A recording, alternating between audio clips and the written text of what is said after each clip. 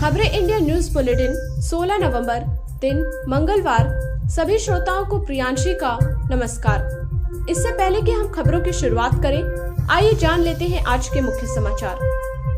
आज देश को प्रधानमंत्री नरेंद्र मोदी का बड़ा तोहफा 340 किलोमीटर लंबे पूर्वांचल एक्सप्रेसवे का किया उद्घाटन। एक्सप्रेसवे के उद्घाटन के बाद देखने को मिला आधे घंटे का एयर शो। वायुसेना के लड़ाकू विमानों ने दिखाया अपना दम। पूर्वांचल एक्सप्रेसवे को लेकर अखिलेश यादव ने बीजेपी पर साधा निशाना। बोले, कुछ लोग दूसरों की पट्टी पर उतारते हैं अपना जहाज। पहली बार समलैंगिक होंगे दिल्ली हाईकोर्ट के जज। सुप्रीम कोर्ट ने सीनियर एडवोकेट सौरभ कृपाल के नाम की किया सिफारिश। जम्मू कश्मीर के हैदरपुर इलाके में सुरक्षा बलों ने 2 आतंकियों को मार गिराया।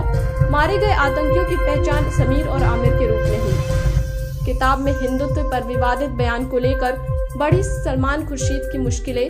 नैनीताल में कांग्रेस नेता के घर पर जमकर तोड़फोड़ और हुई आगजनी। चुनाव से ठीक पहले सुर्खियों में आए कांग्रेसी नेता मणिशंकर अय्यर। बाबर अकबर का जिक्र कर मुगलों की जमकर की तारीफ। T20 वर्ल्ड कप से लौटते ही बुरे फंसे क्रिकेटर हार्दिक पांड्या। मुंबई एयरपोर्ट पर 5 करोड़ की 2 घड़ियां हुई जब्त। प्रदूषण को लेकर दिल्ली में तेज हुई सियासी हलचल।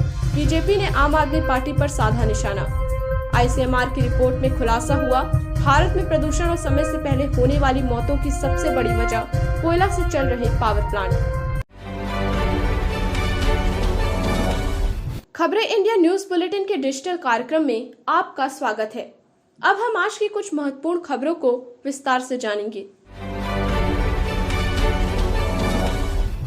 प्रधानमंत्री नरेंद्र मोदी ने आज दोपहर 1:30 बजे पूर्वांचल एक्सप्रेसवे का उद्घाटन किया।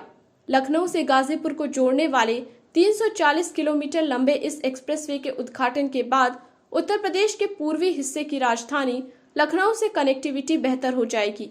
इसके साथ ही पूर्वी यूपी के जिलों की दिल्ली और नोएडा से भी दूरी कम हो जाएगी। सिर्फ 8.5 घंटे में पहुंच सकते हैं नोएडा से गाजीपुर। पूर्वांचल एक्सप्रेसवे के उद्घाटन के बाद नोएडा से गाजीपुर जाना आसान हो जाएगा और सिर्फ 8.5 घंटे में पहुंचा जा सकेगा। पूर्वांचल एक्सप्रेसवे उत्तर प्रदेश के 9 शहरों से होकर गुजरेगा। यह एक्सप्रेसवे राज्य के लखनऊ, बाराबंकी, अयोध्या, अंबेडकर नगर, अमेठी, सुल्तानपुर, आजमगढ़, मऊ और गाजीपुर जिले की सीमाओं से होकर गुजरेगा। इस एक्सप्रेसवे की वजह से वाराणसी, गोरखपुर, प्रयागराज जैसे जिलों को भी फायदा होगा। उत्तर प्रदेश के मुख्यमंत्री योगी आदित्यनाथ पूर्वांचल एक्सप्रेसवे के उद्घाटन के एक दिन पहले सोमवार को एक्सप्रेसवे के एयर स्ट्रिप पहुंचे और तैयारियों का जायजा लिया।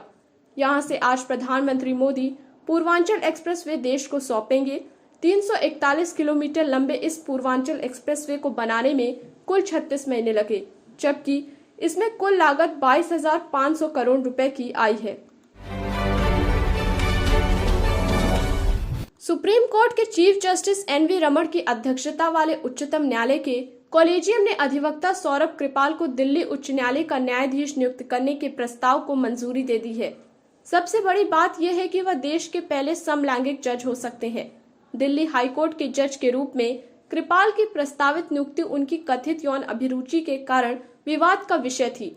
आपको बताते चले कि कृपाल को 13 अक्टूबर 2017 में तत्कालीन कार्यवाहक मुख्य न्यायाधीश गीता मित्तल के नेतृत्व में दिल्ली हाईकोर्ट के कॉलेजियम द्वारा प्रमोट करने की सिफारिश की गई थी। इसके बाद सुप्रीम कोर्ट के कॉलेजियम ने भी इस प्रस्ताव को मंजूरी दे दी। हालांकि तब केंद्र की सरकार ने कृपाल की कथित यौन अभिरुचि का हवाला देते हुए उनकी सिफारिश के खिलाफ आपत्ति जताई थी। सिफारिश पर विवाद और केंद्र द्वारा कथित आपत्ति को लेकर पिछले 4 वर्षों से कई अटकलें लगाई जा रही थीं। कौन है सौरभ कृपाल? सौरभ कृपाल खुद को सार्वजनिक तौर पर समलैंगिक बताते हैं और समलैंगिकों से जुड़े मुद्दों को प्रमुखता से उठाते आए हैं। सौरभ कृपाल पूर्व CJI PN कृपाल के बेटे हैं, जिन्होंने दिल्ली के सेंट स्टीफेंस कॉलेज से ग्रेजुएशन की है। वहीं उन्होंने ग्रेजुएशन में लॉ की डिग्री ऑक्सफोर्ड यूनिवर्सिटी से ली है। उन्होंने पोस्ट ग्रेजुएट कैम्ब्रिज यूनिवर्सिटी से किया है। सुप्रीम कोर्ट में उन्होंने 2 दशक तक प्रैक्टिस की है। सौरभ की पॉपुलैरिटी नवतेज सिंह जौहर बनाम भारत संघ के केस को लेकर जानी जाती है। दरअसल वह धारा 377 हटाए जाने को लेकर याचिकाकर्ता के वकील भी थे। भारतीय चिकित्सा अनुसंधान परिषद की रिपोर्ट में खुलासा हुआ है कि भारत में प्रदूषण और समय से पहले होने वाली मौतों की सबसे बड़ी वजह कोयला से चल रहे पावर प्लांट है। इसके साथ ही ICMR की रिपोर्ट में कहा गया है कि भारत में वायु प्रदूषण और क्लाइमेट चेंज पर लगाम लगाने के लिए कोयले से ईंधन बनाने पर निर्भरता कम करनी होगी। रिपोर्ट के अनुसार पावर प्लांट, उद्योगों और घरों में कोयला जलाने की वजह से भारत में समय पूर्व मृत्यु की दर में बढ़ोतरी हुई है। भारत में प्रदूषण और समय से पहले होने वाली मौतों में दूसरी सबसे बड़ी वजह औद्योगिक प्रदूषण है, जबकि तीसरे नंबर पर वाहनों से निकलने वाला धुआं है। आखिरी में जानवरों से होने वाला प्रदूषण भारत में असमय मौतों की वजह है।